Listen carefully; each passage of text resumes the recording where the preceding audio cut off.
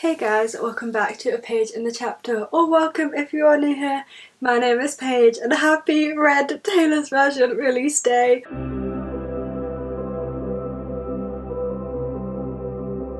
I'm filming this the day before, so it's not actually Red Taylor's Version release day, but still, it's a good time, it's a good day. And to celebrate that, I'm doing a Red Taylor's Version book tag. There may be another one of these on the internet, I don't know if anyone else has come up with one, but these questions and prompts are mine, I came up with them, so like this version of the tag does belong to me and is original, but I don't know if anyone else has done it. I do not claim all Red Taylor's Version tags.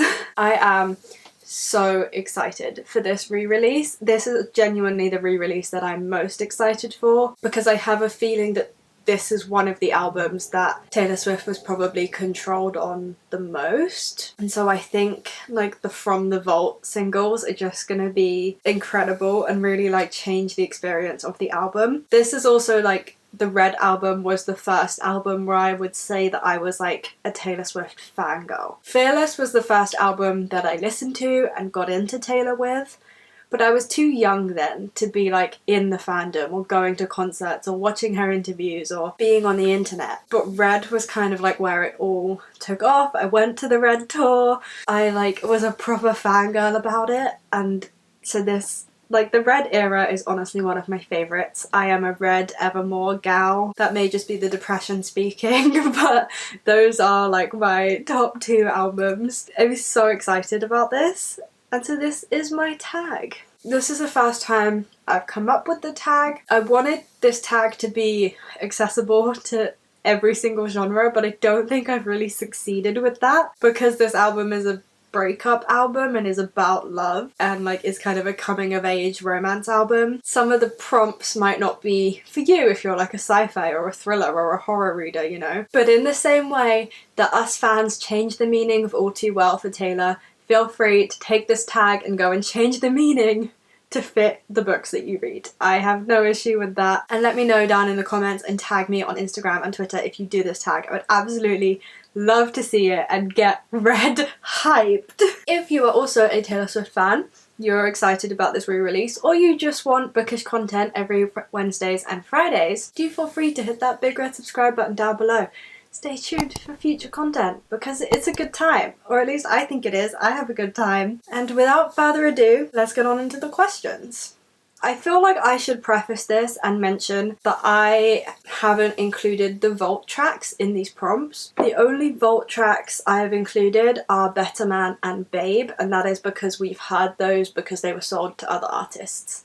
But it didn't seem fair or right to create prompts for the other vault tracks when I haven't heard them, I don't know the vibe, I don't know really what they're about. As I said, I'm filming this and have come up with this before the album has come out. So if you guys want me to add prompts for those tomorrow, I can put them in the description or the comments, just let me know. So the first song that we have to open the album is State of Grace. And I actually think that State of Grace is Taylor Swift's best album opener ever, with The One in close second. But I think State of Grace just like beautifully captures the essence and the nostalgia of the album while still being one of the more upbeat and hopeful songs to like pull you in, but it still kind of captures the essence of the Heartbreak album. I think it's her best opener ever. And so the prompt for this is the best opening book in a series.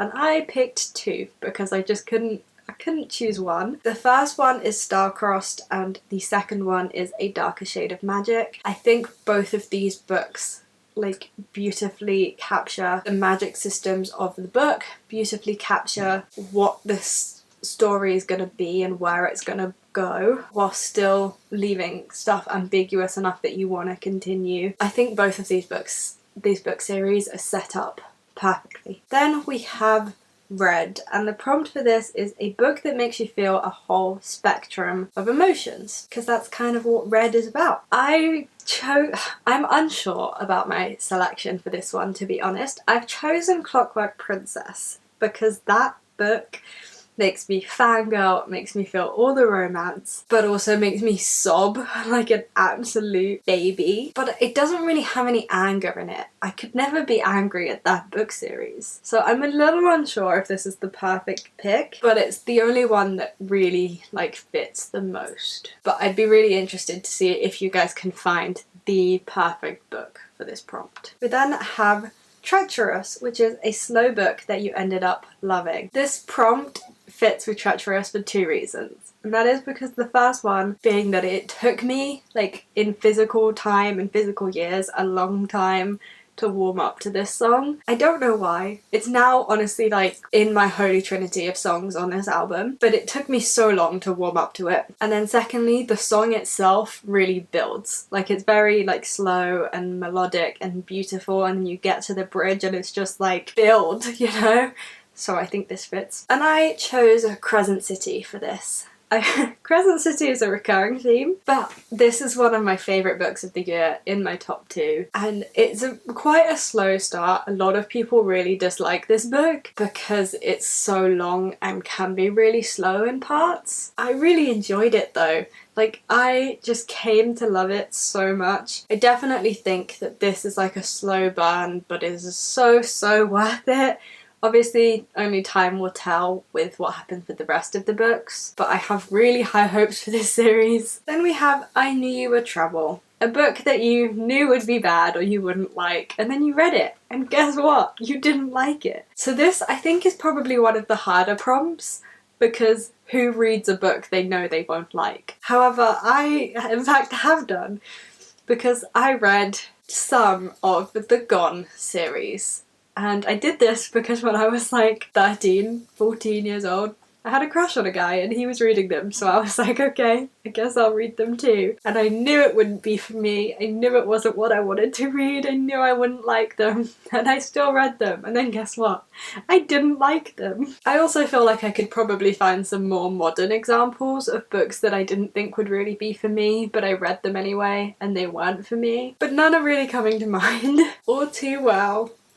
The book that has stayed with you the most. I've chosen A Secret History and Unnatural Causes. A Secret History just is a book that has really stayed with me. It's not a book I would normally read at all, but I just can't seem to forget about it, and I look back on it really positively. And to me, A Secret History kind of sits up in that sphere of Taylor Jenkins Reid in terms of books that just go so far beyond 5 stars and so far beyond good. I think they're as close to perfect as a book can get, and like as close to being all-time favourite books as like a book can possibly get. And then Unnatural Causes I've chosen because that book has stayed with me in a very different way, because I read this book in my first year of university, and if you're unaware, it's a memoir of Dr. Richard Shepard. Yeah, Dr. Richard Shepard, and he's one of like the top pathologists in the UK. And so he wrote this memoir about what working with like crime and pathology and dead bodies and stuff would be like. And I read it in my first year of university, and after that I chose every single bone, skeleton, forensic module that I could possibly find, and I'm now about to do a master's degree in forensic anthropology. I've been accepted, woo! That book has stayed with me in an entirely different way. Like 22, a coming of age book.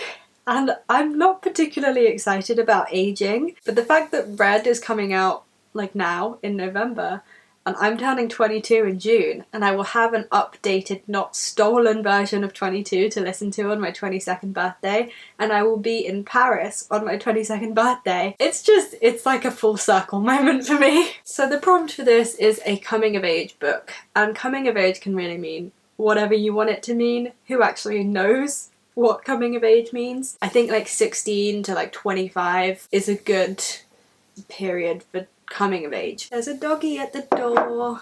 Come on, buddy. Hello. So yeah, I think my pick for coming of age book would be The Unexpected Everything. It's about a girl who basically everything she thinks is wrong and all of her plans fall through, and then by her plans changing she realises, okay, stop wiggling. By her plans changing she realises actually that she had it all wrong all along. I can't play with you. Yeah, she realises that she had it all wrong all along, and that things have actually worked out for the best by everything falling apart, and I think that's the best definition of coming of age that I could come up with. We then have I Almost Do, which I think is arguably just as sad, if not sadder, as All Too Well, and does not get the credit that it deserves. But the prompt for this is the one you keep almost reading, but don't. I think my answer for this was very, very obvious. It is These Rebel Waves. I've put this book on so many TBRs. I've owned this book for about 2 years now. Have I read it? No. No matter how many times I put it on my TBR, I open it, I read the first few pages, I put it down, I never pick it up again. I just can't seem to read this book no matter how hard I try. I think I'm honestly gonna have to give it away soon because I just can't seem to read it. Very frustrating. We are never ever getting back together. A book that you will never ever reread. And this one is gonna be a little bit contradictory, but my pick for this is once again The Secret History by Donna Tartt. I know it doesn't make any sense because I said that this is one of my favourite books of all time. It's not my kind of book.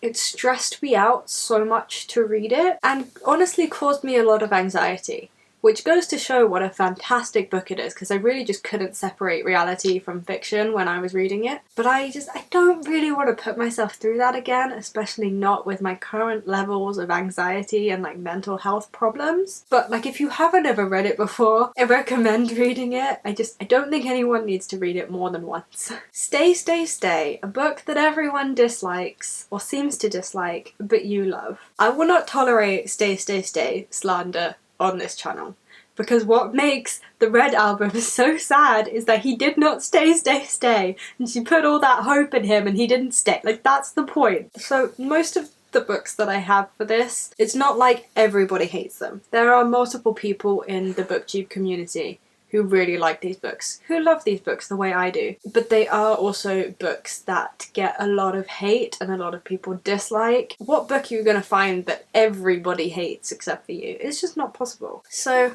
my first pick is the Mortal Instruments series, because I love these even to this day. I don't even just love these in a nostalgic kind of way, I love these in a I would read them now and have reread them and still think that they are good books. Like, I think that is a little bit unpopular in the community. I think a lot of people have kind of grown out of Cassandra Clare's books and kind of look down on them as just childlike reading and a lesser form of fantasy, and I don't stand for that. And then I also have The Night Circus by Erin Morgenstern, and I've been seeing a lot more love for this book recently. But when I started BookTube, a lot of people and a lot of like the big booktubers that I was watching at the time did not like this book. Everybody raves about The Starless Sea, which I hated. But like a lot of people just really didn't like The Night Circus, and I'm glad that the opinion on that has kind of started to change. But I absolutely love The Night Circus. Again, it's one of my favourite books of all time. It is so cozy, so warm, so inviting. The whole like aesthetic of the Red tour was like circus themed and this like cozy like glittering circus, and like I could go into a lot of a discussion about the imagery of Mirrorball and its links to Red, but I'm not going to do that here. But I also like think that that kind of circus theme of the Red tour has inspired a lifelong love of like a circus theme, and The Night Circus just did it beautifully in such a romantic, whimsical, nostalgic way that it actually like fits the vibe of the Red album perfectly. If I was matching up albums to books, I would match Red with The Night Circus. The last time, and I was lazy with this one. This one is just what was the last book that you read. The last book that I read was P.S. I Still Love You, which is the second book in the To All the Boys I've Loved Before series, and I didn't really like it. I absolutely loved the first book. I gave the first book 4 stars. I just didn't really feel like anything happened in the second book, and Peter was a right ass hat. Like, if my boyfriend treated me the way Peter was treating Lara Jean, I would not be with him. Like, it was just red flags all over the place, and it just put like a bitter taste in my mouth reading it. So I didn't love that one. We then have Holy Ground, and for this, the prompt is a fan favourite book, and that is like a book within an author's catalogue that is kind of just like the fan favourite. So for this, I was thinking in terms of like these big authors like Sarah J Maas, Cassandra Clare, Leigh Bardugo, Brandon Sanderson, Robin Hobb, any of these like big authors that have a whole catalogue of books. What is like the fan favourite? So I think that I'm gonna pick Cassandra Clare's books because I'm most familiar with all of them. And I think the fan favourite for this would have to be Clockwork Princess. The Infernal Devices trilogy of the Shadowhunters universe is Cassandra Clare's best series. I think most of Cassandra Clare fans would be in agreement with me. Then we have Sad, Beautiful, Tragic, another hugely underrated song off the Red album. I hope that it gets its time with the re-recordings. And this prompt is just to find a book that has any one of these words, sad, beautiful, or tragic, in the title. So I have chosen The Beautiful, which is a vampire book, and I desperately want to read this. I honestly think this will be one of my next purchases because I've just been in the mood for a good old-fashioned vampire story. Like, where did they all go?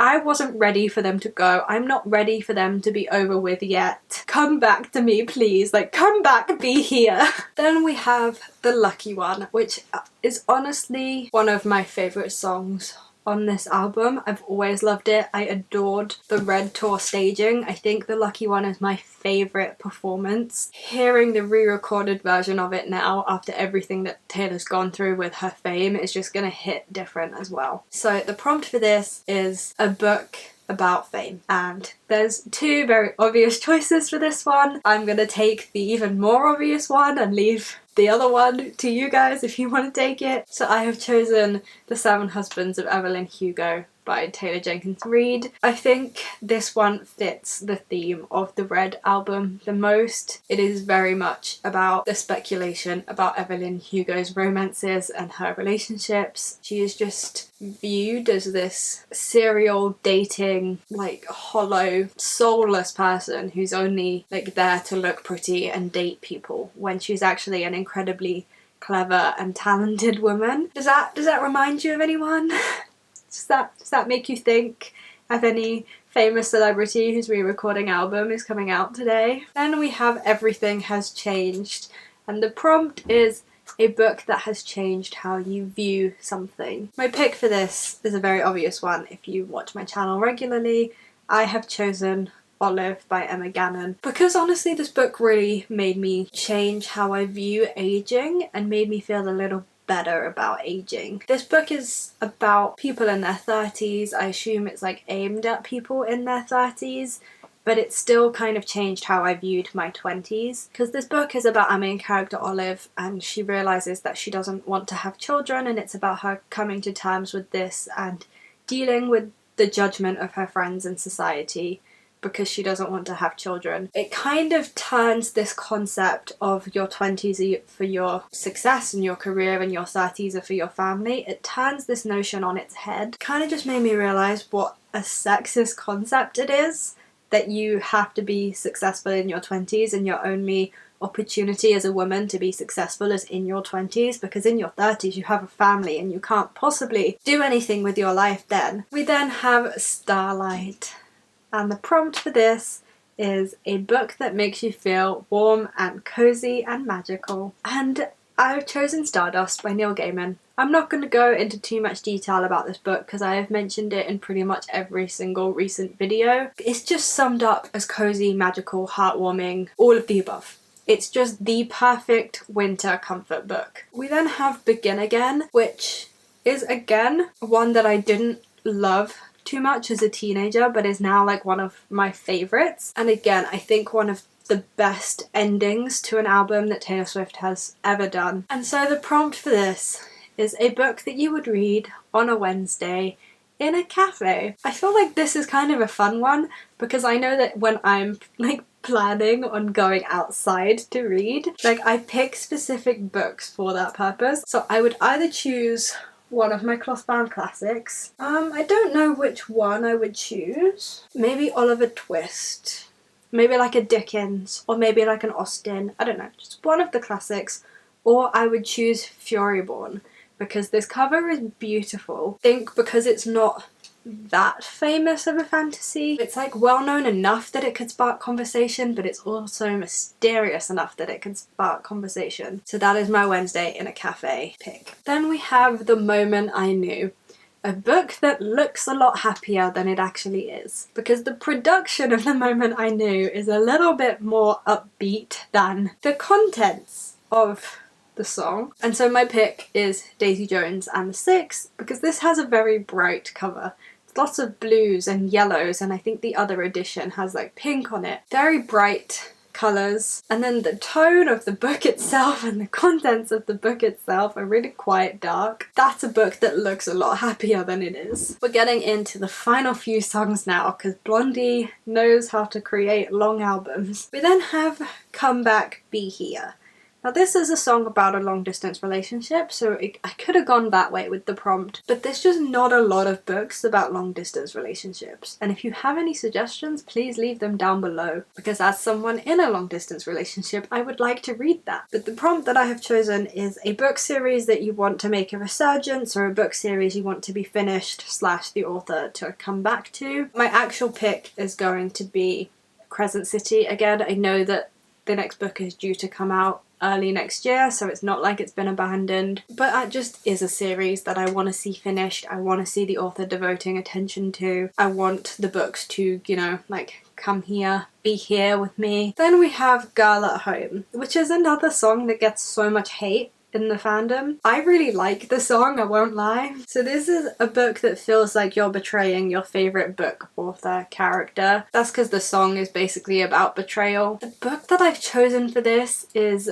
Six of Crows, because I don't like this book and it feels like a betrayal to the book community, to Leigh Bardugo, and to myself as a YA fantasy reader. It's honestly one of the most hyped books in the community, and I wanted to like it so badly. I've even got the beautiful collector's editions. Like, I tried so hard and I just didn't like it. And then we're into the only 2 Vault songs that I've included, because we've heard them. And so that is Better Man, which, by the way, Taylor's version is gonna absolutely destroy me. And so this is a book with a dark / morally grey love interest. And I have chosen Hawke from Blood and Ash. Oh god, do I love this man.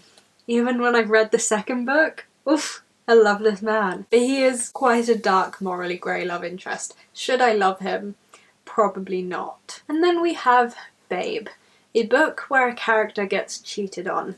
But please, like, particularly feel free to change this one, because I'm not happy with this prompt at all. I just could not think of anything else. Like, I don't really read books where characters get cheated on. Cheating trope is not one that I love, and literally the only book I could think of is Anna and the French Kiss, because the emotional cheating in this book is bad. I adore this book. It's my favourite Stephanie Perkins. I don't think she's ever been able to write a book as good since this one, and I do really love it. But when I reread it this summer, like, now being in a relationship, like, the emotional cheating hurt a little bit. Like, I really kind of understood how wrong it was now. It kind of hurts to read a little bit, just a teeny tiny bit. And so that is my read Taylor's version tag. I do hope that you enjoyed. As I said, feel free to do this tag. Do make sure that you let me know on some form of social media that you've done this tag so that I can see it. I would really love to see it. But also feel free to change any of the prompts that you want to fit your style of reading. This is a very collaborative tag, so feel free to just take it, run with it, do whatever you want with it. Get it? Run with it, because there's a song called Run. I'm sorry, I'm so excited about this album. When you guys are watching this, the album will be out. We can talk about it down in the comments. Let me know what your favourite Vault track is going to be. I think mine is going to be the one with Phoebe Bridgers. Boy, am I in need of a song about how being in your early 20s sucks. As I said at the beginning of this video, if you like what you've seen so far, you're a Taylor Swift fan, you like reading, you want bookish content twice a week, then feel free to hit that big red subscribe button down below. There is absolutely no shortage of bookish content here, and I upload twice a week on a Wednesday and a Friday, so stick around if you are interested. I hope you guys are having an absolutely fantastic week. I hope you are enjoying everything that you are reading and there are no reading slumps in your future. And I will see you for my next video. Bye guys, happy Red Day!